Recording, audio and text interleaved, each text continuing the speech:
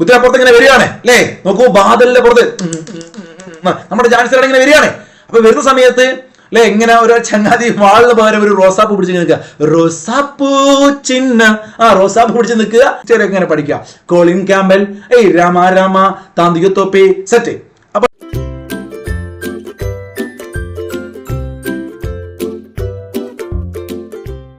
Striker കോച്ചിങ്ങിന്റെ എല്ലാ കൂട്ടുകാർക്കും പുതിയൊരു ക്ലാസ്സിലേക്ക് സ്വാഗതം. ഞാൻ നിങ്ങളുടെ ഷഹനാദാണ്. എന്തെല്ലാടോ ചങ്ങാതിമാരെ, ഉഷാറല്ലേ? നന്നായിട്ട് പഠിക്കുന്നുണ്ടോ നിങ്ങള്? നോക്കൂ, നമ്മൾ ഇന്ന് പഠിക്കുന്നത് ഇന്ത്യൻ ചരിത്രത്തിലെ ഏറ്റവും പ്രധാനപ്പെട്ട ടോപ്പിക്കാണ്, ഒന്നാം സ്വാതന്ത്ര്യ സമരം. പെട്ടെന്ന് ചിലർ ചിന്തിക്കും ഇത് സിമ്പിൾ ആണ്, ഞാൻ പഠിച്ചതാണ്, ക്ലാസ് കാണണ്ട എന്ന്. അങ്ങനെ ചിന്തിക്കാൻ വരട്ടെ. വരാൻ പോകുന്ന +2 level, degree level, prelims mains ആയിക്കോട്ടെ, 10th ലെവൽ പരീക്ഷകൾ, company board, LGS, VFA, beverage LD, ഈ പരീക്ഷയ്ക്കൊക്കെ ഈ ക്ലാസ്സിലെ ചോദ്യം നിങ്ങൾക്ക് പ്രതീക്ഷിക്കാം. പ്രത്യേകിച്ച് പ്രിലിംസ് എക്സാമുകൾക്ക് മെയിൻസിനും സ്ഥിരം ചോദ്യമാണ് 57 കലാപം. PSCയുടെ ഹോട്ട് ടോപ്പിക് ആണ്. നോക്കൂ, ഏറ്റവും പുതിയ SCERT, ആ SCERTലെ കണ്ടന്റുകൾ വളരെ അടിപൊളിയായിട്ട് നമ്മൾ പഠിക്കുകയാണ്. അതുകൂടാതെ മനോഹരമായ PDF ആണ്. എല്ലാ ഫാക്റ്റും, മുഴുവൻ വസ്തുതകളൊന്നും ഉൾപ്പെടുത്തിയിട്ടില്ലെങ്കിലും ഏറെക്കുറെ നിങ്ങൾക്ക് വേണ്ടതെല്ലാം ഇതിനകത്തുണ്ട്. അപ്പൊ ഈ ക്ലാസ് നിങ്ങൾക്ക് അത്രയ്ക്ക് ഉപകാരപ്പെടും. നിങ്ങൾ ഇത് സേവ് ആക്കി വെക്കണം, അല്ലെങ്കിൽ PDF നോട്ടൊക്കെ നന്നായിട്ട് പഠിക്കാൻ നോട്ട് ചെയ്ത് വെച്ച് തന്നെ പഠിക്കുക പുതിയ പിള്ളേര്, കേട്ടല്ലോ. അപ്പോ ഈ ക്ലാസ് ഷുവർ ക്വസ്റ്റ്യൻ ആണ്. PYക്ക് നിങ്ങൾ എടുത്തു നോക്കുക, 57 കലാപമില്ലാത്ത PSC ക്വസ്റ്റ്യൻ പേപ്പർ തന്നെ ഉണ്ടാവില്ല. ഓക്കെ, അപ്പൊ നമുക്ക് പഠിക്കാം. സെറ്റ് അല്ലേ? നിങ്ങൾക്ക് ക്ലാസ്സുകൾ ഇഷ്ടപ്പെടലടാ, ഇപ്പൊ തന്നെ ലൈക്ക് അടിച്ചോ. ഇല്ലെങ്കിൽ ക്ലാസ് കണ്ടു കഴിഞ്ഞിട്ട് ഇഷ്ടമായില്ലെങ്കിൽ ഡിസ്ലൈക്ക്. പിന്നെ നിങ്ങളുടെ അഭിപ്രായം അവസാനം നിർബന്ധമായിട്ട് കമന്റ് ചെയ്യുക. എന്നാലാണ് ഇതുപോലത്തെ ക്ലാസ്സുകൾ. സാധാരണ ഞാൻ ഇത് ലൈവിൽ ക്ലാസ് എടുക്കുമ്പോൾ 2 മണിക്കൂറൊക്കെ വേണം. കഥ പറഞ്ഞ്, ചരിത്രം പറഞ്ഞ് രസകരമായി പഠിപ്പിക്കാം. അപ്പോൾ ഇത് റെക്കോർഡ് ക്ലാസ് ആയതുകൊണ്ട് നിങ്ങൾക്ക് അങ്ങനെയൊന്നും പഠിപ്പിക്കുന്നില്ലെങ്കിൽ നിങ്ങൾ ബോറടിക്കാതെ എന്റെ കൂടെ ഇരുന്ന് ഇപ്പം തന്നെ പഠിക്കാം. Okay, set. നോക്കൂ, ഒന്നാം സ്വാതന്ത്ര്യ സമരം അഥവാ ശിപ്പായി ലഹള നമ്മൾ പഠിക്കുന്നു. ശിപ്പായി ലഹള അഥവാ ഒന്നാം സ്വാതന്ത്ര്യ സമരം.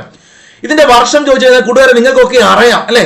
1857 എന്ന് പറഞ്ഞ നമ്മുടെ മനസ്സിൽ ശിപ്പായി ലഹള അഥവാ ഒന്നാം സ്വാതന്ത്ര്യ സമരം ഇങ്ങനെ വരണം. 1857 അല്ലെ? നോക്കൂ, ഇന്ത്യക്ക് സ്വാതന്ത്ര്യം കിട്ടുന്നത് 1947 പിന്നീട് 90 കൊല്ലത്തിന് ഇപ്പുറമാണ്. പക്ഷെ നിങ്ങൾ 1857 ഒന്നാം സ്വാതന്ത്ര്യ സമരം എന്ന് പറയുമ്പോൾ ഝാൻസി റാണിയെയും നാനാ സാഹിബിനെയും ഒക്കെ നിങ്ങളെ മനസ്സിലേക്ക് വരണം. അപ്പൊ ശിപ്പായി അഥവാ അന്നത്തെ കാലത്തെ പോലീസുകാർ, പട്ടാളക്കാർ, ശിപ്പായിമാർ, അവരുടെ പേരിൽ ഈ ഒരു കലാപം അറിയപ്പെടുന്നുണ്ട്. യഥാർത്ഥത്തിലെ കാരണം, ഈ ഒരു ലഹള തുടങ്ങുന്നത് ഈ പറയുന്ന സൈനികർക്കിടയിൽ നിന്നാണ്, ശിപ്പായിമാർക്കിടയിൽ നിന്നാണ്. അതുകൊണ്ട് കൂടിയാണ് ശിപ്പായി ലഹള എന്ന് ഒന്നാം സ്വാതന്ത്ര്യ സമരം അറിയപ്പെടുന്നത്. അന്നത്തെ കാലത്ത് ബ്രിട്ടീഷുകാർ ചോദിച്ചിട്ടുണ്ട്, PYQ ആണ്, ബ്രിട്ടീഷുകാർ ഇന്ത്യയിൽ വന്നിട്ട് അവർ കുറച്ച് പേരെല്ലാം ഉണ്ടാവും അല്ലെ, അവർ കപ്പൽ മാർഗമൊക്കെ വരുന്നല്ലേ. അപ്പൊ അവര് നമ്മളെ ഭരിക്കുന്ന സമയത്ത് ഇന്ത്യക്കാരായ ആളുകളെയാണ് ഇവര് സൈന്യത്തിലേക്ക് എടുത്തിരുന്നത്. അപ്പൊ അന്ന് ഒന്നാം സ്വാതന്ത്ര്യ സമരം നടക്കുന്ന സമയത്ത് അതുപോലെ തന്നെ ബ്രിട്ടീഷ് സൈന്യം ഇത്ര പേര് ബ്രിട്ടീഷുകാരായ ആളുകൾ, ബാക്കി ഇത്ര ഇന്ത്യക്കാര് എന്നൊരു കണക്കുണ്ട്. അപ്പൊ അത് നിങ്ങളൊന്ന് ശ്രദ്ധിക്കണം.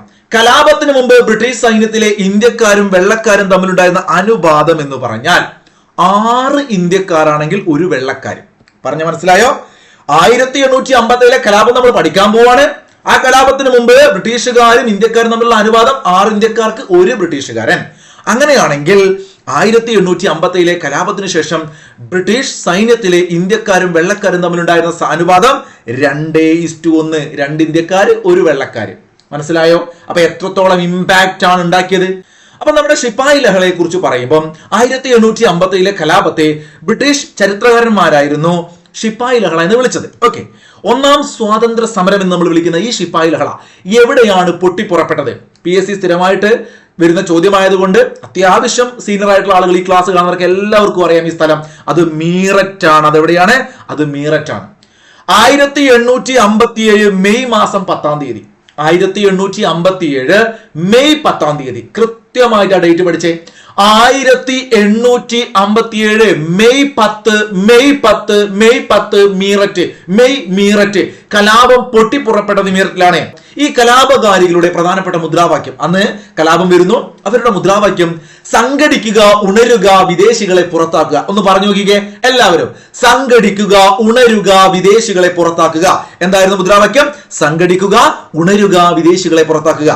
1857 വിപ്ലവത്തിലെ കലാപകാരികളുടെ രഹസ്യ മുദ്ര ചപ്പാത്തിയും ചുവന്ന താമരയും. ചപ്പാത്തിയോ? എന്താ ചപ്പാത്തി? ചപ്പാത്തി ഉപയോഗിച്ചിട്ട് എന്തെങ്കിലും കാര്യമുണ്ടോ ഇതിനകത്ത്? ഉണ്ട്. ഇവിടെ ഒരു രസകരമായ ഫോട്ടോ നിങ്ങൾക്ക് എന്റെ പിറകിൽ കാണുന്നുണ്ടോന്ന് അറിയില്ല.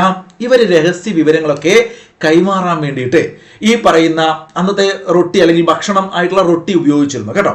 അതുപോലെ തന്നെ ചുവന്ന താമരയും ഇവര് ഒരു മുദ്രാവാക്യമായിട്ട് കരുതിയിരുന്നു. അതുകൊണ്ട് തന്നെ ചപ്പാത്തി വിപ്ലവം എന്നുകൂടി ഈ ഒരു കലാപം അറിയപ്പെടുന്നുണ്ട്. ചിലപ്പോൾ ചോദിക്കാം കേട്ടോ, എന്താ ചോദിക്കാം? ചപ്പാത്തി വിപ്ലവം എന്നറിയപ്പെടുന്ന ഇന്ത്യൻ സ്വാതന്ത്ര്യ സമരത്തിലെ ചരിത്ര സംഭവം എന്താണ്? ചപ്പാത്തി വിപ്ലവം. അത് 1857 ഒന്നാം സ്വാതന്ത്ര്യ സമരമാണ്, അല്ലെങ്കിൽ ശിപ്പായി ലഹളയാണ്. ഇവരുടെ രഹസ്യ മുദ്രയായിരുന്നു ചപ്പാത്തിയും ചുവന്ന താമരയും കേട്ടോ. ഇവര് ഈ എന്താ പറയുക കാര്യങ്ങൾ അങ്ങോട്ടും ഇങ്ങോട്ടും പരസ്പരം കൈമാറാൻ വേണ്ടിയിട്ട് ചപ്പാത്തിയൊക്കെ ഉപയോഗിച്ചിരുന്നു. ഓക്കെ. കലാപം ആരംഭിക്കുന്നതിന് ശിപ്പായികൾ, അതായത് ഈ സൈനികർ സ്വീകരിച്ച മാർഗങ്ങൾ എന്ന് പറഞ്ഞാൽ വെടിമുഴക്കവും ബ്യൂഗിളിന്റെ ശബ്ദവുമായിരുന്നു. അത് ജസ്റ്റ് ഒന്ന് ഓർത്ത് വെച്ചേക്കാം. വെടിമുഴക്കം ഉണ്ടാക്കിയിട്ടാണ് ഇവര് ഈ പറഞ്ഞ കലാപ സമയത്ത് ശിപ്പായികൾ അതിന്റെ കാര്യങ്ങളൊക്കെ ആരംഭിച്ചിരുന്നത് കേട്ടോ. ഇവിടെ SCRT എന്തൊക്കെയാണ് പറയുന്നത് നമുക്ക് നോക്കിയിട്ട് ഞാൻ നേരത്തെ പറഞ്ഞ അതിന്റെ ഒരു ചരിത്രത്തിലേക്ക് വരാം. മീററ്റിൽ പൊട്ടിപ്പുറപ്പെട്ടുവെങ്കിലും ഇത് തുടങ്ങുന്നത് അവിടെ നിന്നല്ല. അപ്പൊ അതിലേക്ക് വരുന്നതിന് മുമ്പായിട്ട് നമുക്ക് SCRT എന്ന് പറയാം. ഞാനൊന്ന് വായിക്കട്ടെ, നിങ്ങൾ കേട്ടു നോക്കൂ. ഇംഗ്ലീഷ് ഈസ്റ്റ് ഇന്ത്യ കമ്പനിക്കെതിരെ ഇന്ത്യയുടെ പല ഭാഗത്തും ഒറ്റപ്പെട്ട പോരാട്ടങ്ങളായിരുന്നു ഉണ്ടായിരുന്നത്. അത്തരം പോരാട്ടങ്ങളെയെല്ലാം കമ്പനി പട്ടാളം അടിച്ചമർത്തി. എന്നാൽ ബ്രിട്ടീഷ് സാമ്രാജ്യത്വത്തിനെതിരായി ഇന്ത്യയിൽ നടന്ന സംഘടിത കലാപമായിരുന്നു 1857 ഉണ്ടായത്. അതുകൊണ്ട് തന്നെ ചരിത്രകാരന്മാർ ഈ കലാപത്തെ ഇന്ത്യയുടെ ഒന്നാം സ്വാതന്ത്ര്യ സമരമായി വിശേഷിപ്പിക്കുന്നു. സാധാരണക്കാർ, കർഷകർ, കൈത്തൊഴിലാളികൾ, അതുപോലെ തന്നെ നാട്ടുരാജാക്കന്മാർ, സൈനികർ, ഭൂപ്രഭുക്കന്മാർ തുടങ്ങിയ സമൂഹത്തിലെ വിവിധ ജനവിഭാഗങ്ങൾ പങ്കെടുത്ത ആദ്യത്തെ ബ്രിട്ടീഷ് വിരുദ്ധ സമരമായിരുന്നു ഇത്. ഇതൊരു സ്റ്റേറ്റ്മെന്റ് ആയിട്ട് ചോദിക്കട്ടോ. പല മേഖലയിലുള്ള ആളുകൾ ഇതിനകത്തുണ്ടായിരുന്നു. ഇത് വിവിധ ജനവിഭാഗങ്ങളെ കലാപത്തിൽ പങ്കെടുപ്പിക്കാൻ പ്രേരിപ്പിച്ച ഘടകങ്ങൾ. കാരണം എന്താണ്? പലർക്കും പല പ്രശ്നമാണ്. ഇപ്പൊ സൈനികർക്കിടയിൽ എന്തോ ഒരു കാരണം കൊണ്ടാണ് അവർ കലാപത്തിലേക്ക് വന്നത്. പ്രഭുക്കന്മാർ അല്ലെങ്കിൽ ഭരണാധികാരികൾ, നാട്ടുരാജാക്കന്മാർ കലാപത്തിലേക്ക് വരാൻ അവർക്കൊരു കാരണമുണ്ട്. സാധാരണ ജനങ്ങൾ വരാൻ മറ്റു കാരണമുണ്ട്.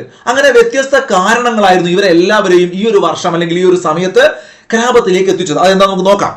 അവസാനമായിട്ട് SCRT പറയുന്ന ഒരു ഹൈലൈറ്റ് പോയിന്റ് ഉണ്ട്. അത് പറയാൻ വേണ്ടിയിട്ടാണ് ഞാൻ ഈ സ്ലൈഡിൽ ഉൾപ്പെടുത്തി കേട്ടോ. ഇതാണ് ആ പോയിന്റ്. ഇത് നിങ്ങൾ പഠിച്ചിരിക്കണം. ഒരു പക്ഷേ റാങ്ക് ഫയൽ പഠിക്കുമ്പോൾ നിങ്ങൾക്ക് കിട്ടിക്കോളുന്നില്ല. ബ്രിട്ടീഷുകാർ നടപ്പിലാക്കിയ ഭരണപരിഷ്കാരങ്ങൾ കലാപത്തിന് കാരണമായി. അതെന്താണെന്ന് ഞാൻ പറയാം. അത് SCRT പറയുന്നില്ല. എന്നാൽ ഇത്തരത്തിലുള്ള രണ്ട് പ്രധാനപ്പെട്ട നയങ്ങളെ കുറിച്ച് SCRT പറയുന്നുണ്ട്. ബ്രിട്ടീഷുകാർ ഒരുപാട് ഭരണപരിഷ്കാരങ്ങൾ നടപ്പിലാക്കി. അതെല്ലാം ഈ 57 കലാപത്തിലേക്ക് വഴിതെളിച്ചു മക്കളെ.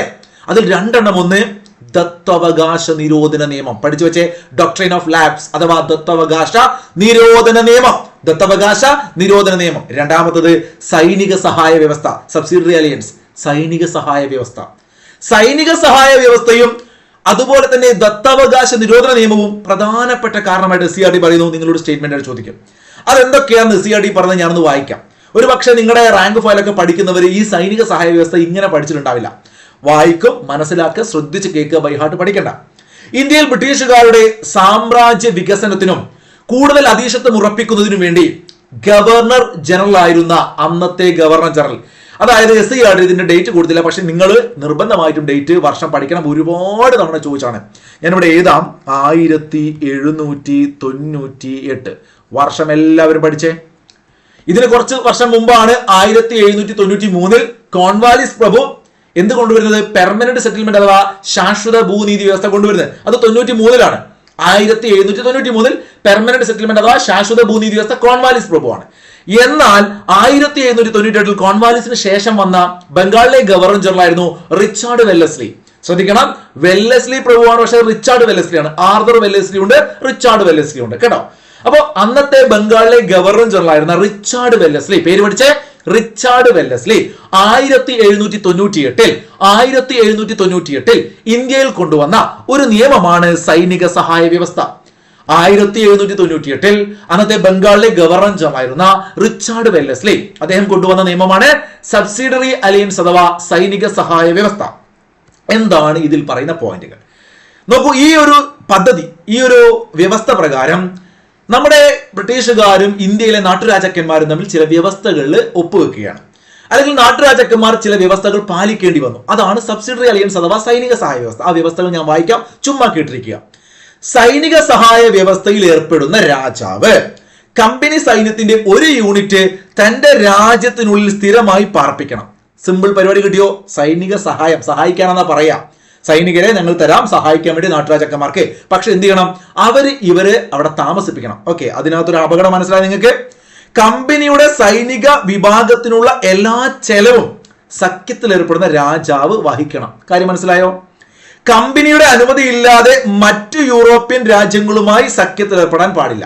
ഇപ്പൊ ഒരു മിലിറ്ററി ബ്രിട്ടീഷുകാരുടെ ഒരു ട്രൂപ്പ് അല്ലെങ്കിൽ ഒരു സംഘത്തെ ഒരു രാജാവിന് കൊടുത്തു കഴിഞ്ഞാൽ അവർ പോർച്ചുഗീസുകാർ കച്ചവടത്തിന് പോരുത്, അല്ലെങ്കിൽ ഫ്രാൻസുകാരുടെ പോരുത്. മനസ്സിലായോ? അതാണ് എൻ്റെ ട്രിക്ക്. ഇനി ഒരു 3 കാര്യങ്ങൾ കൂടി ഉണ്ട്. ബ്രിട്ടീഷ് ഗവർണർ ജനറലുമായി ആലോചിക്കാതെ ഒരു നടപടിയും സഖ്യ രാജാവ് നടപ്പിലാക്കാൻ പാടില്ല. ചുരുക്കി പറഞ്ഞാൽ ഭരിക്കുന്നത് ബ്രിട്ടീഷുകാരാണ്. മനസ്സിലായല്ലോ? ഇതൊരു ട്രാപ്പാണ്, അല്ലെങ്കിൽ അവരെ കുടുക്കി. ഇങ്ങനെ ഒരു സഖ്യത്തിൽ ഏർപ്പെട്ട് കഴിഞ്ഞാൽ ആ നാട്ടുരാജ്യം പിന്നെ ഇവരുടെ കൺട്രോളായി. സഖ്യ രാജാവ് തന്റെ രാജ്യത്ത് ഒരു ബ്രിട്ടീഷ് റെസിഡന്റിനെ താമസിപ്പിക്കണം. ഇപ്പൊ മനസ്സിലായോ നമ്മുടെ തിരുവിതാംകൂറിലൊക്കെ എന്തുകൊണ്ട് റെസിഡന്റ് വന്നു? തിരുവിതാംകൂർ ഈ പറഞ്ഞ ബ്രിട്ടീഷുകാരുടെ മേൽക്കോയ്മ അംഗീകരിച്ച ഒരു നാട്ടുരാജ്യമായിരുന്നു. അങ്ങനെ ബ്രിട്ടീഷ് റെസിഡന്റിനെ താമസിപ്പിക്കണം എന്ന് പറയുന്നു.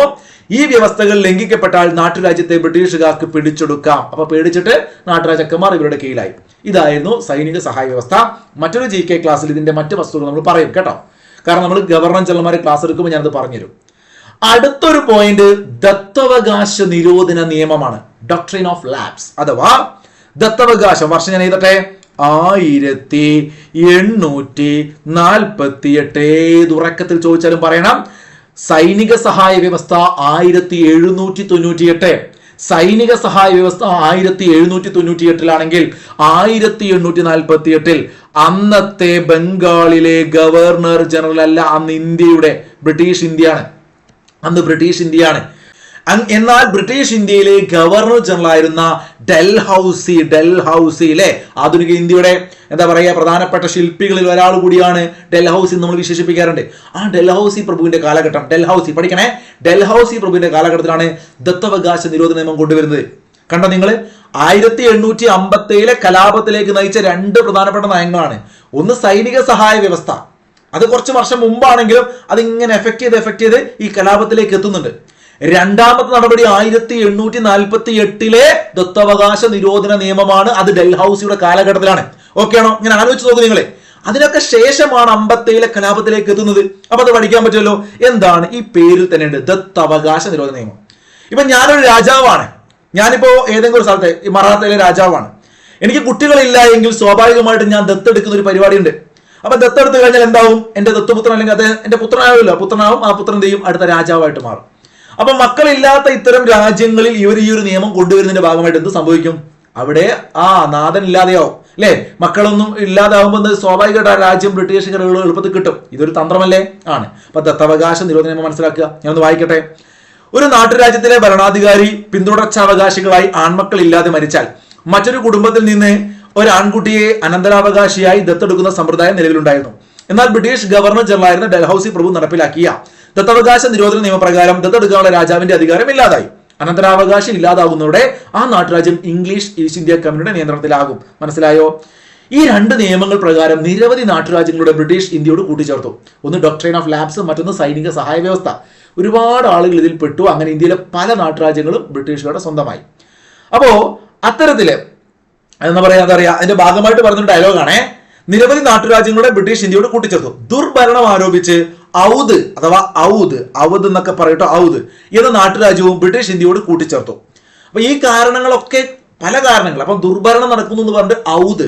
ചിലപ്പോൾ ഇതൊരു സ്റ്റേറ്റ്മെന്റ് ആയിട്ട് ചോദിക്കും. ഞാനിത് ആ സ്റ്റേറ്റ്മെന്റ് സ്റ്റാർട്ട് വെക്കാം. ദുർഭരണം ആരോപിച്ച് 1ാം സ്വാതന്ത്ര്യ സമരത്തിന് മുന്നോടിയായിട്ട് അല്ലെങ്കിൽ മുമ്പ് ഇന്ത്യയോട് കൂട്ടിച്ചേർത്ത നാട്ടുരാജ്യം ഏത്? ഇങ്ങനെ ചോദിക്കാലോ. നല്ലൊരു ചോദ്യമല്ലേ? കൺസെപ്റ്റ് കിട്ടിയോ? ദുർഭരണം ആരോപിച്ച് 1ാം സ്വാതന്ത്ര്യ സമരത്തിന് മുമ്പ് ഇന്ത്യയിലെ ഏത് നാട്ടുരാജ്യത്തെയാണ് ബ്രിട്ടീഷുകാർ പിടിച്ചെടുത്തത് അല്ലെങ്കിൽ കൂട്ടിച്ചേർത്തത് ചോദിച്ചാൽ അവരുടെ പക്കലേക്ക് അത് ഔദാണ്. ഓക്കെ ആണല്ലോ. ഇനി നമുക്ക് ഈ പറയുന്ന 2 കാരണങ്ങൾക്കപ്പുറം PSC പരീക്ഷയിൽ സ്ഥിരമായി ചോദിക്കുന്നു, നിങ്ങളുടെ റാങ്ക് ഫയലൊക്കെ ഉള്ള കാര്യങ്ങളാണ്. ഇത് ഹെഡിങ് ആണ്.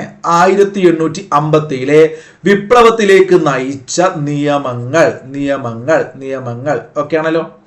ഏതൊക്കെയാണ് ആ നിയമങ്ങൾ? ഒന്ന് നമ്മൾ പഠിച്ചു, ദത്തവകാശ നിരോധന നിയമം 1848. രണ്ടാമത്തത് റിലീജിയസ് ഡിസബിലിറ്റീസ് ആക്ട്. നിങ്ങൾ തൽക്കാലം ബൈഹാർട്ട് പഠിക്കുക. അതിന്റെ കഥകളിലേക്കൊന്നും ഞാൻ പോകുന്നില്ല. എന്താണ് പോസ്റ്റ് ഓഫീസ് നിയമം, എന്താണ് ജനറൽ സർവീസ് എൻലിസ്റ്റ്മെന്റ് ആക്ട്, ഇതൊക്കെ പറയാനുണ്ട്. കാരണം ജനറൽ സർവീസ് എന്നൊക്കെ പറഞ്ഞാൽ ജോലി ചെയ്യുക, സർവീസ് ചെയ്യുക. ഇപ്പോൾ ഞാനൊരു സൈനികനാണ് ബ്രിട്ടീഷുകാരുടെ കീഴിൽ. അപ്പൊ ഇവരെ സംബന്ധിച്ച് ഇവർ പറയും യുദ്ധം ചെയ്യാൻ വേണ്ടി അമേരിക്കയിലേക്ക് പോകണമെന്ന്. കാരണം ഞാൻ ബ്രിട്ടീഷുകാരുടെ കീഴിൽ ശമ്പളം വാങ്ങുന്ന ഉദ്യോഗസ്ഥനാണ്. അപ്പൊ എന്നെ സംബന്ധിച്ച് ഞാൻ ഒരു ബ്രാഹ്മണനാണെന്ന് കരുതുക, അല്ലെങ്കിൽ ഞാൻ ഒരു മതവിശ്വാസിയാണെന്ന് കരുതുക.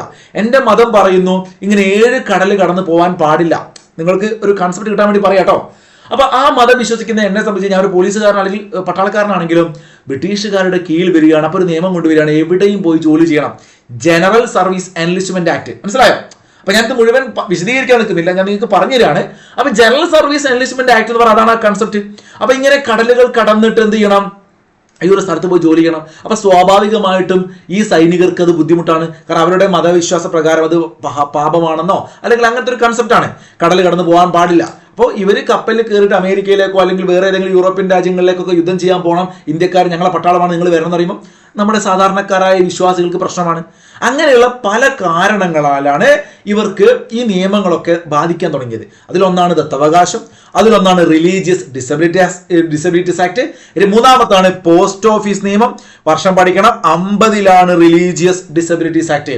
1850, 54-ലാണ് പോസ്റ്റ് ഓഫീസ് നിയമം. ഇത് നമ്മള് ഗവർണർ ജനറൽമാർ എന്ന് പറയുന്ന ക്ലാസ് ഓൾറെഡി യൂട്യൂബിൽ എടുത്തിട്ടുണ്ട്, നിങ്ങൾ കണ്ടിട്ടുണ്ടാവും, കാനിങ്. ആ ക്ലാസ്സിനകത്ത് ഞാൻ പറയുന്നുണ്ട് ഡേ എന്നാ പറയുന്നത്, ഇങ്ങനെ ഡേ സാ, നിങ്ങൾ കാണുന്നുണ്ടാവില്ല, റേ പോ. ഇപ്പൊ പറയണ്ട, ക്ലാസ് ബോറടിക്കുന്നുണ്ടോ? ക്ലാസ് ഒന്ന് മുഴുവൻ കാണുക, എന്നിട്ട് പറഞ്ഞ ഡേ സാറേ പോ. Telegraph 51, stamp 52, railway 53, post office 54, 1851, 52, 53, 54. ഞാൻ എപ്പോഴും പറയുന്ന കോഡാണ്. മറ്റൊരു ക്ലാസ്സിൽ നിങ്ങൾ ഗവർണർ ജനറൽ എന്ന് പറയുന്ന വൈസ്രോയിമാരുടെ ക്ലാസ് കണ്ടാൽ മനസ്സിലാവും. ഡേ സാറേ പോ, ഞാൻ ഉണ്ടാക്കിയ കോഡല്ല കേട്ടോ, ആരോ ഉണ്ടാക്കിയ കോഡാണ്.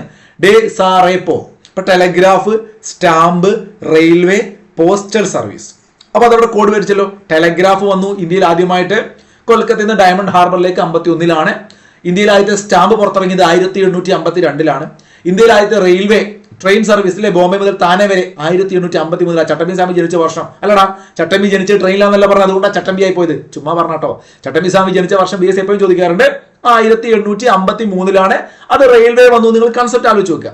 അപ്പൊ റെയിൽവേ, സ്റ്റാമ്പ്, ടെലഗ്രാഫ് കിട്ടിയേ 51, 52, 53, 54 പോസ്റ്റൽ സർവീസ്. ഇത് ഞാൻ ചുമ്മാ പറഞ്ഞതാണ്.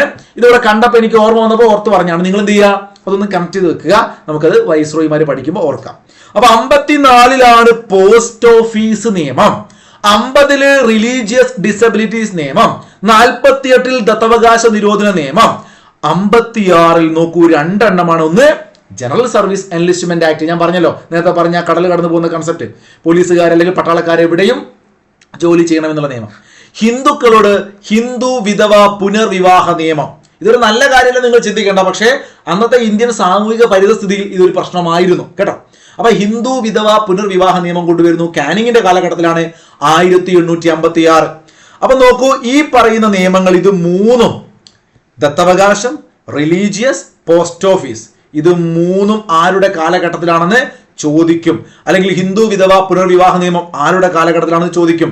അല്ലെങ്കിൽ ജനറൽ സർവീസ് എൻലിസ്റ്റ്മെന്റ് ആക്ട് ആരുടെ കാലഘട്ടത്തിൽ ചോദിക്കും. അപ്പൊ നമുക്കത് വൈസ്രോയിമാരുടെ ക്ലാസ്സിൽ ഞാൻ പറഞ്ഞല്ലോ, ഡെൽഹൌസി, കാനിങ്, എൽഗിൻ പ്രഭു, അങ്ങനെ ഇങ്ങനെ ഡഫറിന്, കഴ്സൺ ഒക്കെ പഠിക്കാനുണ്ട്.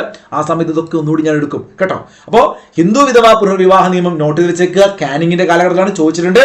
ജനറൽ സർവീസ് എൻലിസ്റ്റ്മെന്റ് ആക്ട് കാനിങ്ങിന്റെ കാലഘട്ടത്തിലാണ് 1856. സെറ്റ് ആണല്ലോ.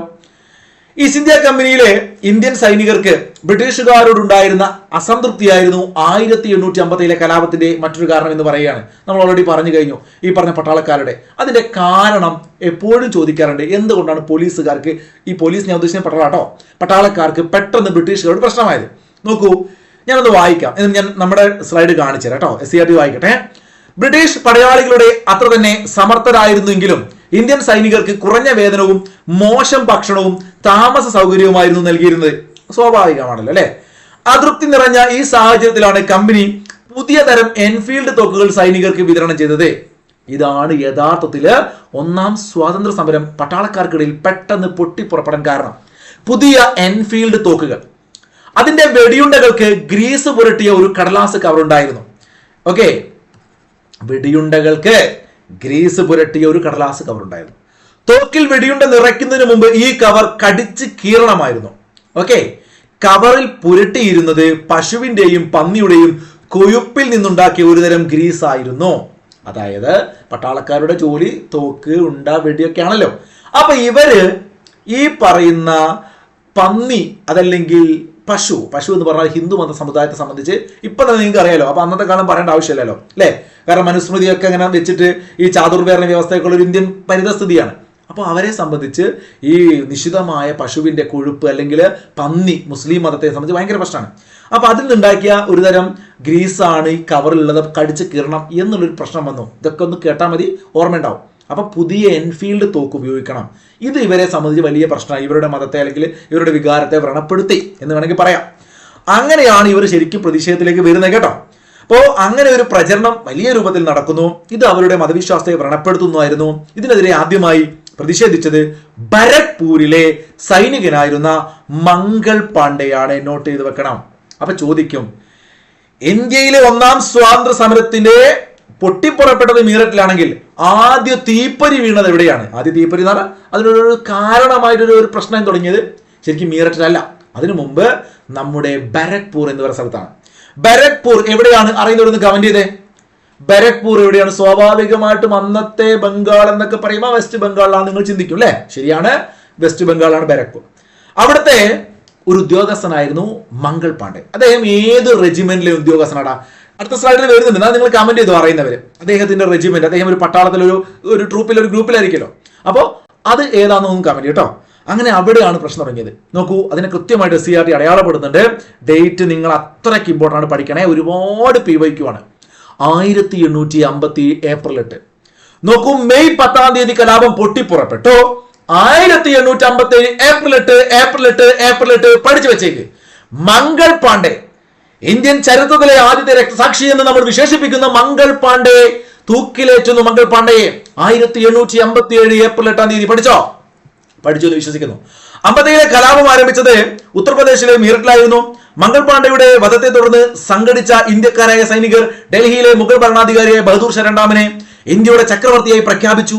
അത് പഠിച്ചു വെക്കണം, പോയിന്റ് ആണ്. ബഹദൂർ ഷാ രണ്ടാമൻ ഇന്ത്യയുടെ ചക്രവർത്തിയായി മാറുന്നു. ആരാണ്? ബഹദൂർ ഷാ സഫർ ഇന്ത്യയുടെ ചക്രവർത്തിയായി കലാപകാരികൾ അങ്ങോട്ട് പ്രഖ്യാപിക്കുകയാണ്. പൊയ്ക്ക ബ്രിട്ടീഷുകാരെ എന്ന് പറയാണ്. സൈനികരെ കൂടാതെ അധികാരം നഷ്ടപ്പെട്ട നാട്ടുരാജ്യങ്ങളിലെ ഭരണാധികാരികളും കർഷകരും മറ്റു ജനവിഭാഗങ്ങളും ഉത്തരേന്ത്യയുടെ പല ഭാഗങ്ങളിലും കലാപത്തിൽ പങ്കെടുത്തു. മാസങ്ങൾ കൊണ്ട്, ചുമ്മാ കേട്ടാ മതി കേട്ടോ, മാസങ്ങൾ കൊണ്ട് ബ്രിട്ടീഷുകാർ എല്ലായിടത്തും ലഹളയെ അടിച്ചമർത്തി നിരവധി ഇന്ത്യക്കാരെ വെടിവെച്ചു കൊന്നു. വളരെ പേരെ പീരങ്കിയുണ്ടക്കി ഇരയാക്കി കേട്ടോ, വളരെ പേരെ.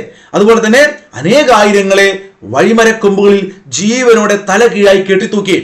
ഔദിൽ നേരത്തെ പറഞ്ഞ സ്ഥലമാണ് ഔദ് അല്ലെ? ഔദിൽ മാത്രം കലാപത്തിൽ കൊല്ലപ്പെട്ട 1.5 ലക്ഷം പേരിൽ 1 ലക്ഷം പേർ സാധാരണക്കാരായിരുന്നു. ഇതൊന്നും റാങ്ക് ഫയൽ ഉണ്ടാവില്ല. നിങ്ങൾ ഇങ്ങനെ ചുമ്മാ മനസ്സിരുത്തി വായിച്ചാൽ മതി. സ്റ്റേറ്റ്മെന്റ് വന്നാൽ നിങ്ങൾ എഴുതൂലേ? ശരിയോ തെറ്റോ എഴുതൂലേ? എഴുതണം. ഔദിൽ മാത്രം 1.5 ലക്ഷം ആളുകൾ മരണപ്പെട്ടതിൽ 1 ലക്ഷം ആളുകൾ സാധാരണക്കാരായിരുന്നു. ബ്രിട്ടീഷുകാരുടെ ക്രൂരമായ അടിച്ചമർത്തലിനെ ശക്തമായി പ്രതിരോധിക്കാൻ ഇന്ത്യയിലെ വിവിധ ജനവിഭാഗങ്ങളുടെ ഐക്യത്തിന് സാധിച്ചു. ഇങ്ങനെയൊക്കെ പീഡനം തുടങ്ങിയ സ്വാഭാവികമായിട്ടും ജനങ്ങൾ സംഘടിക്കല്ലോ. കലാപം നടക്കാത്ത ഇടങ്ങളിൽ പോലും സാധാരണ ജനങ്ങളുടെ പിന്തുണ കലാപകാരികൾക്കുണ്ടായിരുന്നു. കലാപത്തിന്റെ യഥാർത്ഥ ശക്തി ഹിന്ദു മുസ്ലിം ഐക്യമായിരുന്നു. കേൾക്കണം.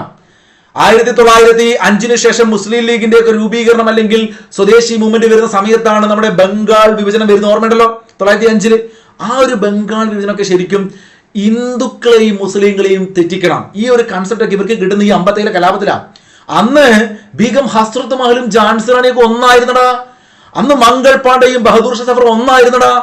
അതായിരുന്നു ഇന്ത്യക്കാരുടെ ഐക്യം. അവിടെ അവർക്ക് ഞാൻ പറഞ്ഞല്ലോ, പന്നിയുടെ ഈ പറയുന്ന ഗ്രീസിൽ പുരട്ടിയത് പന്നിയുടേതാണെന്നോ അല്ലെങ്കിൽ പശുവിൻ്റെതാണെന്നൊക്കെ പറയുമ്പോൾ ഒരേ ഇതാണ്. അവിടെ നീ ഹിന്ദുവാണ് മുസ്ലിമാണെന്നില്ല. അതൊരു പോയിന്റ് ആണ്, സ്റ്റേറ്റ്മെന്റ് ആണ്. ചോദിക്കും, 1857-ലെ കലാപത്തിന്റെ യഥാർത്ഥ ശക്തി ഹിന്ദു മുസ്ലിം ഐക്യമായിരുന്നു. Note the point. പഠിച്ചോ? മനസ്സിൽ കേട്ടിയോ? ഇനി മറക്കരുത്. ഈ ക്ലാസ് കാണാൻ എന്റെ പിള്ളേർ മറക്കരുത്. CRT ഫാക്റ്റാ. ഞാൻ ചില കാര്യങ്ങൾ മാറ്റിയിട്ടുണ്ട്, ചുമ്മാ പെട്ടെന്ന് വായിക്കാൻ നിങ്ങൾ കേൾക്കുക. കലാപം പൊട്ടിപ്പുറപ്പെടാനുള്ള പെട്ടെന്നുള്ള കാരണം 1856 മുതൽ സൈനികർ ഉപയോഗിക്കാൻ ആ തോക്കിന്റെ പേര് പഠിക്കുക. Enfield P53. Enfield P53. Enfield P53 എന്ന പുതിയ തരം തോക്കും തീരകളുമായിരുന്നു കേട്ടോ. ഇന്ത്യൻ സൈനികർ പുതിയ തോക്കിനെ എതിർക്കാൻ കാരണമായത് പുതിയ തരം തോക്കിൽ ഉപയോഗിക്കേണ്ട നമ്മൾ പറഞ്ഞ കാര്യം തന്നെ, പശുവിന്റെയും പന്നിയുടെയും കൊഴുപ്പ് പുരട്ടിയിരുന്ന കാര്യമാണ്. അതൊരു വാർത്ത പ്രചരിച്ചു. 1757 ജനുവരി മുതൽ പുതിയ തോക്കും തിരകളും നിർബന്ധപൂർവ്വം സൈന്യത്തിൽ ഉപയോഗിച്ചു. അപ്പൊ സ്വാഭാവികമായിട്ട് ഇവർക്ക് പ്രതിഷേധിച്ചാലേ പറ്റൂ. ശിപായിമാർക്ക് വിതരണം ചെയ്തിരുന്ന റൊട്ടി എല്ലുപൊടി ചേർത്ത ഗോതമ്പ് പൊടി കൊണ്ടാണെന്ന വാർത്തയും പരന്നോ. ഇതൊരു പോയിന്റ് ആണ്, നേരത്തെ SCRD ഇല്ല. അതായത് ശിപായിമാർക്ക് വിതരണം ചെയ്തിരുന്ന റൊട്ടി ഉണ്ടല്ലോ കഴിക്കാൻ, അതിനകത്ത് എല്ലുപൊടി ചേർത്ത ഗോതമ്പ് പൊടി നിന്നാണ് അത് ഉണ്ടാക്കിയെന്നൊരു വാർത്തയും വന്നു. അപ്പൊ നമ്മൾ മംഗൾ പാണ്ഡെയെ കുറിച്ച് പറഞ്ഞു, അദ്ദേഹത്തെ തൂക്കിലേറ്റിയത് 1857 ഏപ്രിൽ 8 എന്ന് പറഞ്ഞു. അദ്ദേഹത്തെ കുറിച്ചുള്ള കുറച്ച് കാര്യങ്ങൾ ഞാൻ പറയാം. ഒന്നാം സ്വാതന്ത്ര്യ സമരത്തിന്റെ ആദ്യത്തെ രക്തസാക്ഷിയാണ്. മംഗൾ പാണ്ഡെ ഉൾപ്പെട്ട സൈനിക വിഭാഗം നേരത്തെ ഞാൻ ചോദിച്ചു, ആൻസർ കമന്റ് ചെയ്തവർ ശരിയാണോ നോക്കുക. 34ാം ബംഗാൾ നേറ്റീവ് ഇൻഫൻട്രി റെജിമെന്റ്, 34ാം Bengal native infantry regiment, Barrackpore, PYQ ആണ്. ഇനി ചില കാര്യങ്ങൾ നിങ്ങൾക്ക് സംശയമില്ലാതെ പഠിച്ചു വെക്കണം. ഇദ്ദേഹം ചെയ്ത കാര്യങ്ങൾ എന്തുകൊണ്ടാണ് മംഗൾ പാണ്ഡെ തൂക്കിലേറ്റിയത് അല്ലെ?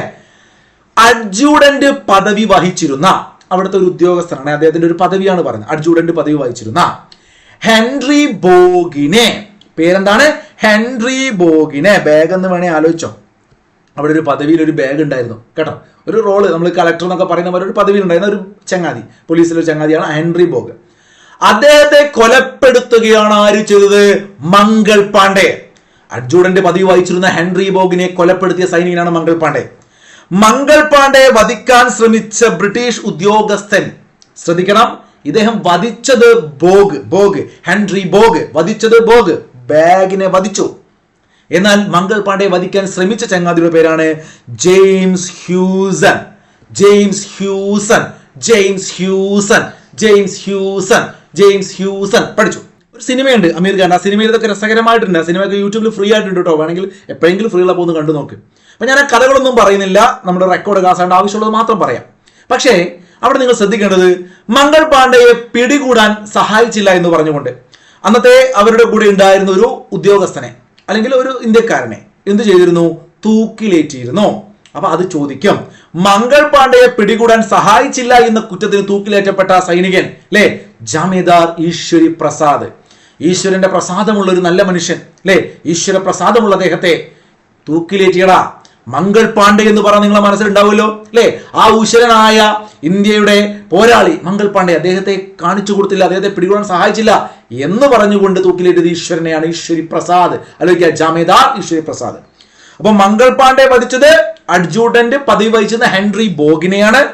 മംഗൾ പാണ്ഡെ വധിക്കാൻ ശ്രമിച്ചത് ആരെയാണ്? ജെയിംസ് ഹ്യൂസനെയാണ്. ഹെയ്സിയെ കുറിച്ച് ഇവിടെ പറഞ്ഞിട്ടില്ല, കുറച്ച് കഥകൾ കൂടി ഉണ്ട് പറയാൻ, നിങ്ങളുടെ റാങ്ക് ഫയലൊക്കെ നിങ്ങൾ പഠിച്ചവർക്ക് അറിയാം. ഓക്കെ, അപ്പൊ 1857 ഏപ്രിൽ 8 അദ്ദേഹത്തെ തൂക്കിലേറ്റ് നമ്മൾ പറഞ്ഞു. ഒന്നാം സ്വാതന്ത്ര്യ സമരത്തിലെ ആദ്യ രക്തസാക്ഷിയായ മംഗൾ പാണ്ഡെയുടെ ജീവിതം പ്രമേയമാക്കി പുറത്തിറങ്ങിയ സിനിമയാണ് Ketan Mehta. Note the point, PYQ ആണ്, ചോദിക്കും. ഖേദൻ മേത്ത, ഖേദൻ മേത്ത, ഖേദൻ മേത്ത സംവിധാനം ചെയ്ത സിനിമയാണ് Mangal Pandey the rising. Mangal Pandey the rising. Mangal Pandey അവതരിപ്പിച്ചത് സിനിമയിൽ അമീർ ഖാൻ ആണെന്ന കാര്യം മറക്കരുത്. 1984 മംഗൾ പാണ്ഡെയെ ആദരിച്ചുകൊണ്ട് ഇന്ത്യ ഗവൺമെന്റ് തപാൽ സ്റ്റാമ്പ് പുറത്തിറക്കിയെന്ന കാര്യം മറക്കേണ്ട. വർഷം ഏതാണ്? 1984. 1984 രാകേഷ് ശർമ്മ ബഹിരാകാശത്തേക്ക് പോയ വർഷമാണ്. ബചേന്ദ്രി പാൽ, ഇന്ത്യയിൽ ആദ്യമായിട്ടൊരു വനിത നമ്മുടെ എവറസ്റ്റ് കീഴടക്കുകയാണ്. അപ്പൊ ബചേന്ദ്രി പാൽ എവറസ്റ്റ് കീഴടക്കുന്നു, രാകേഷ് ശർമ്മ ബഹിരാകാശത്തേക്ക് പോകുന്നു. നിങ്ങൾക്കറിയുന്ന ഒരുപാട് കാര്യങ്ങളൊന്ന് കമന്റ് ചെയ്തേ. കാസർഗോഡ് ജില്ല വന്നതുൾപ്പെടെ നിങ്ങൾ പഠിച്ച പല ചോദ്യങ്ങളുണ്ടാവും, അതൊന്ന് കമന്റ് ചെയ്യുക. 1984 ആ വർഷമാണ് സൈലന്റ് വാലി എന്താണ് പ്രഖ്യാപിച്ചാൽ 84-85 ഉദ്ഘാടനം ചെയ്യുന്നു. അപ്പൊ ആ വർഷമാണ് മംഗൾ പാണ്ഡെയുടെ തപാൽ സ്റ്റാമ്പ് പുറത്തിറങ്ങുന്നത്. ഇന്ത്യയിൽ ആദ്യമായിട്ട് സ്റ്റാമ്പ് വന്ന ഏത് വർഷമായിരുന്നു? പഠിച്ചു നേരത്തെ പറഞ്ഞു, ഓർത്ത് പറഞ്ഞേ. ഇന്ത്യയിൽ ആദ്യമായിട്ട് സ്റ്റാമ്പ് പുറത്തിറങ്ങിയ വർഷം കമന്റ് ചെയ്തേ. 1887 വിപ്ലവത്തിന്റെ ഏറ്റവും കൂടുതൽ കലാപ കേന്ദ്രങ്ങൾ സ്ഥിതി ചെയ്തിരുന്നത് ഈ പറഞ്ഞ ബംഗാളിലല്ല, ഉത്തർപ്രദേശിലാണ് കേട്ടോ.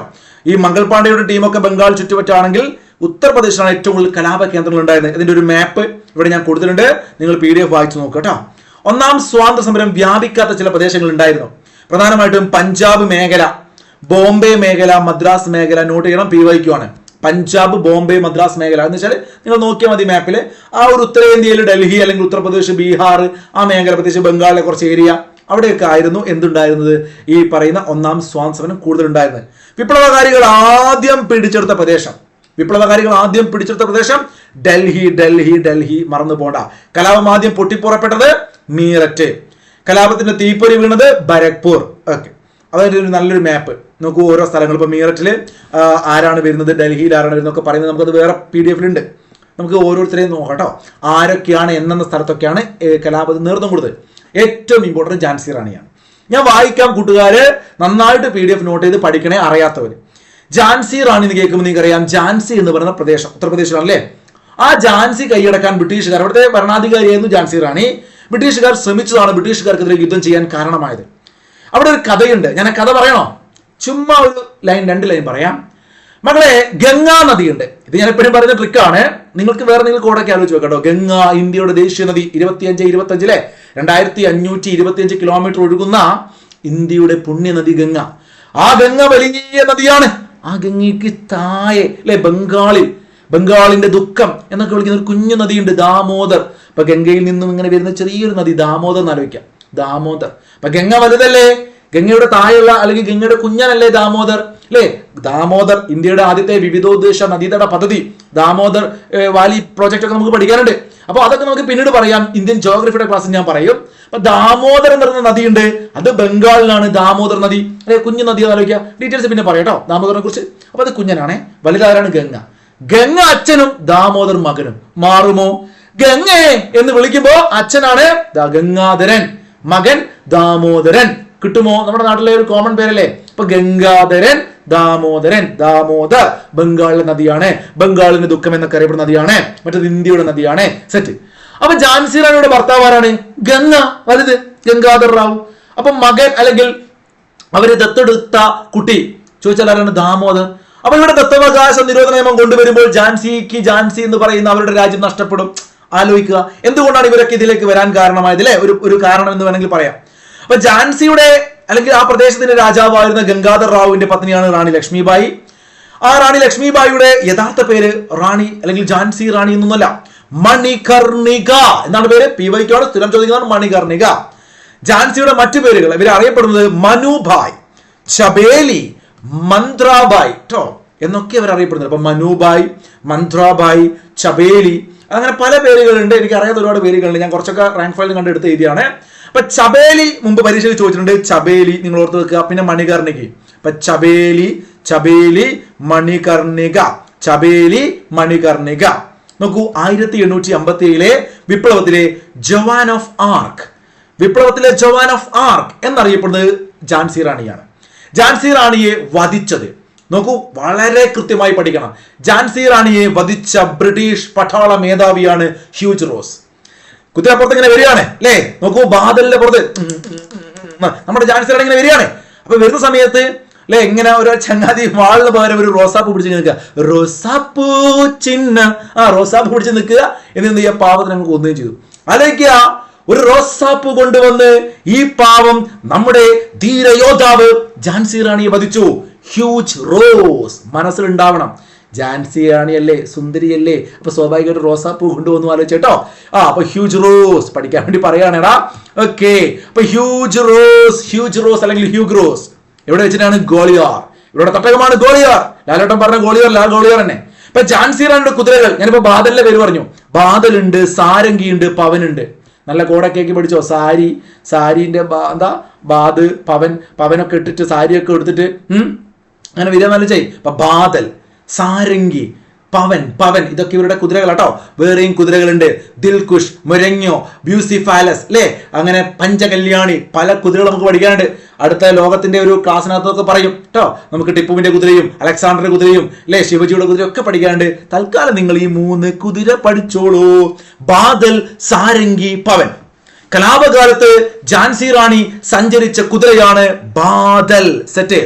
1857 ഏപ്രിൽ 8 മംഗൾ പാണ്ഡെ തൂക്കിലെത്തിയെങ്കിൽ പിറ്റേത്തെ വർഷം 58. നോക്കൂ, അത് ഏപ്രിൽ 8 ആണെങ്കിൽ ഇത് ജൂൺ 18. എന്ത് രസാ പഠിക്കാൻ. അവസാനം ഒന്ന് എഴുതി നോക്കണേ വർഷങ്ങളൊക്കെ. 57 ഏപ്രിൽ 8 മംഗൾ പാണ്ഡെ, പിറ്റേത്തെ വർഷം 58 ജൂൺ 18. ഏപ്രിൽ 8 പകരം ജൂൺ 18 നമ്മള് ഝാൻസി റാണിയെ ആര് വധിക്കുന്നു? Huge rose. സെറ്റ്. എടാ, ഈ ഹ്യൂജ് റോസ് ഇതൊക്കെ വധിച്ചെങ്കിൽ അദ്ദേഹത്തിന്റെ ഡയലോഗ് നമുക്ക് പഠിക്കാൻ കേട്ടോ.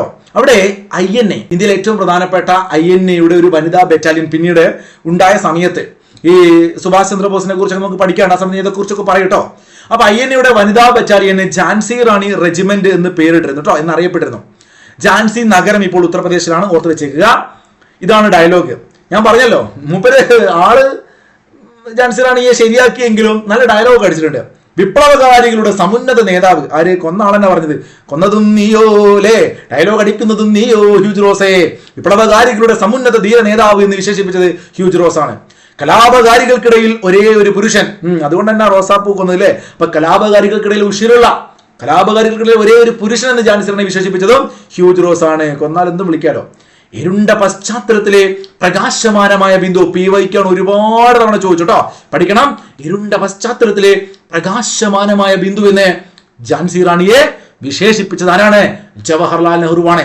അദ്ദേഹത്തിന്റെ പുസ്തകത്തിലാണ് വിശ്വചരിത്രാവലോകനം, ഗ്ലിംസസ് ഓഫ് വേൾഡ് ഹിസ്റ്ററി എന്ന് പറയുന്ന പുസ്തകത്തിനകത്ത് ഇദ്ദേഹം ഇങ്ങനെ പറഞ്ഞു, ഇരുണ്ട പശ്ചാത്തലത്തിലെ പ്രകാശമാനമായ ബിന്ദു. നോക്കൂ, the best and the bravest എന്ന് പറഞ്ഞതും ഹ്യൂജ് റോസ് തന്നെയാണ് കേട്ടോ. ലക്ഷ്മിബായ്, ഝാൻസി റാണിയുടെ പേരിൽ ചില സ്ഥാപനങ്ങളുണ്ട്, തെറ്റിക്കാതെ പഠിക്കണം. Lakshmibai institute of physical education എവിടെ സ്ഥിതി ചെയ്യുന്നു?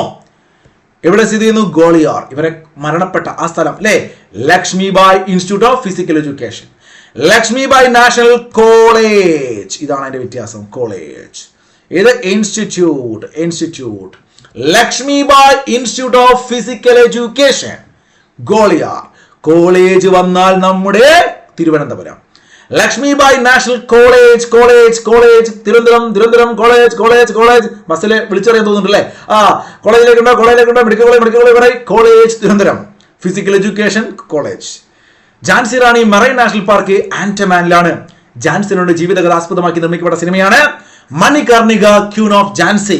അതിൽ അഭിനയിച്ചത് കങ്കണ റണാവത്ത് ആണ്. അടുത്തത് നോക്കൂ, ഡൽഹിയാണ്. ഡൽഹിയിലേക്ക് പോകുമ്പോൾ ഡൽഹിയില് ബഹദൂർ ഷാ രണ്ടാമനാണ്. ഒന്നാം സ്വാതന്ത്ര്യ സമരം നടക്കുമ്പോൾ മുഗൾ ഭരണാധികാരിയായിരുന്ന വ്യക്തിയാണ് ബഹദൂർ ഷാ രണ്ടാമൻ. ഒന്നാം സ്വാതന്ത്ര്യ സമരം നടക്കുമ്പോൾ മുഗൾ ഭരണാധികാരിയായിരുന്നു ബഹദൂർ ഷാ. ഒന്നാം സ്വാതന്ത്ര്യ സമരത്തിൽ വിപ്ലവകാരികൾ ഇന്ത്യയുടെ ചക്രവർത്തിയായി ഷെഹൻഷാ ഇ ഹിന്ദുസ്ഥാൻ. നോക്കൂ, ഒന്നാം സ്വാതന്ത്ര്യ സമരം നടക്കുമ്പോൾ ഇന്ത്യ എന്നൊരു കൺസെപ്റ്റ് ഒക്കെ ഉണ്ട്. ആ കൺസെപ്റ്റിൽ ഇന്ത്യയുടെ മൊത്തത്തിലുള്ള ചക്രവർത്തി എന്ന് വെച്ചാൽ മുഗൾ ചക്രവർത്തിയുടെ ഒരു പിന്തുടർച്ചക്കാരനാണല്ലോ. അതുകൊണ്ട് അദ്ദേഹത്തെ ഷെഹൻഷാഹി ഹിന്ദുസ്ഥാൻ ബഹദൂർ ഷായെ പ്രഖ്യാപിച്ചു. എന്നാൽ ബഹദൂർ ഷായെ ബ്രിട്ടീഷുകാരോട് തുരത്തി. ബഹദൂർ ഷാ രണ്ടാമനെ ഹുമയൂണിന്റെ ശവകുടീരം എവിടുന്ന് ചോദിക്കട്ടോ. ഹുമയൂണിന്റെ ഇതിൽ ഓരോ പോയിന്റും PYക്കുക. ഹുമയൂണിന്റെ ശവകുടീരത്തിൽ നിന്നും പിടികൂടാൻ നേതൃത്വം കൊടുത്തത് ഹോഡ്സൺ ആണ്. ആരാണ്? ഹ്യൂജ് റോസ്, ഝാൻസി റാണി. വില്യം ഹോഡ്സൺ നിർബന്ധമായിട്ട് പഠിക്കുക, റിപ്പീറ്റ് ചെയ്ത് വായിക്കുക, ഓർമ്മ ഉണ്ടാവും കേട്ടോ, റിപ്പീറ്റ് ചെയ്ത് വായിക്കുക. William Hodgson. അവിടെ ഒരു ചോദ്യം വേറെയും എന്നിട്ട് ഞാൻ പറയാം. ബഹദൂർ ഷാ രണ്ടാമനെ പിടികൂടി എങ്ങോട്ട് അയച്ചു? റംഗൂണ് ബഹദൂർ ഷായെ നീ എങ്ങോട്ടാ പോയി?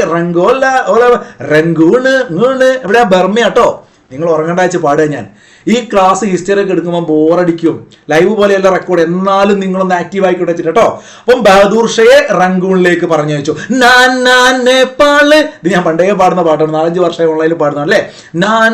നേപ്പാള്, നാനാ സാഹിബ് നേപ്പാളിലേക്കാണ്. ബഹദൂർ ഷാ റംഗൂണ് എന്നൊക്കെ പഠിക്കാം. നേപ്പാള് ബഹദൂർ ഷാ റംഗൂണ് അല്ലേ. അപ്പോ ഇദ്ദേഹത്തിന്റെ ശവകുടീരം എവിടെയാണ്? റംഗൂണിലാണ്. നോക്കൂ, ബഹദൂർ ഷായെ കുറിച്ച് പറയുമ്പോൾ റീസെന്റ് 2023-24 PSC ചോദിച്ചൊരു ക്വസ്റ്റ്യൻ ഉണ്ട്. അത് അസംഗാർ വിളംബരത്തെ കുറിച്ചാണ്. PSC ചോദിച്ചു അസംഗാർ വിളംബരം 1857 ഓഗസ്റ്റ് 25-ാം തീയതി. ഓഗസ്റ്റ് 25-ാം തീയതി അല്ലെ, നമ്മുടെ സ്വാതന്ത്ര്യമൊക്കെ ആലോചിച്ച് കണക്ട് ചെയ്യാം. ഓഗസ്റ്റ് 15 അല്ലേ, 10 ദിവസം. ഓഗസ്റ്റ് 25-ാം തീയതി വിപ്ലവത്തിൽ പങ്കെടുത്ത് ബ്രിട്ടീഷുകാർക്കെതിരായി പോരാടാൻ ജനങ്ങളോട് ആഹ്വാനം ചെയ്തുകൊണ്ട് ബഹദൂർ ഷാ രണ്ടാമൻ അദ്ദേഹത്തിന്റെ പേരിൽ പുറപ്പെടുവിച്ച വിളംബരമാണ് അസംഗാർ വിളംബരം. അപ്പൊ അസംഗാർ വിളംബരം എന്തുമായി ബന്ധപ്പെട്ടിരിക്കുന്നു? ഒന്നാം സ്വാതന്ത്ര്യ സമരവുമായി ബന്ധപ്പെട്ടിരിക്കുന്നു. ആര് പുറപ്പെടുവിച്ചു? ബഹദൂർ ഷാ സഫർ രണ്ടാമൻ. ഓക്കെ ആണല്ലോ ഡേറ്റ്? 57 ഓഗസ്റ്റ് 25. നാനാ സാഹിബ് എവിടെയാണ്? കാൺപൂരിലാണ്. നേപ്പാൾ എന്ന് പാടില്ലേ, അതുപോലെ പാട്ടൊക്കെ പാടുക. അപ്പോ ഇവിടെ എപ്പോഴും ചോദിക്കുന്നത് ഇവരുടെ യഥാർത്ഥ പേരാണ്. നാനാ സാഹിബ് എന്നല്ല മൂപ്പരെ പേര്. അപ്പൊ ഇത് നിങ്ങൾ തെറ്റിക്കാൻ സാധ്യതയുണ്ട്. എത്ര പ്രാവശ്യം പറഞ്ഞാലും ബേസിക് പ്രിലിംസിനൊക്കെ തെറ്റിക്കും. നോക്കൂ മക്കളെ, ഈ അടുത്ത് ടെലഗ്രാം എടുത്ത ഇതൊരു കുട്ടി അവിടെ പറഞ്ഞത് എനിക്ക് ഓർമ്മയിൽ വെച്ച് പറയണേ. ഞാൻ വേറൊരു കോഡൊക്കെ ഏത് പഠിപ്പിച്ചത് മുമ്പ്, പന്ത് വെച്ചിട്ട്. അപ്പൊ ഡോണ്ടു അത് പറഞ്ഞ ആളിത് കാണുന്നുണ്ടോ എന്ന് കമന്റ് ചെയ്യണേ അല്ലെ.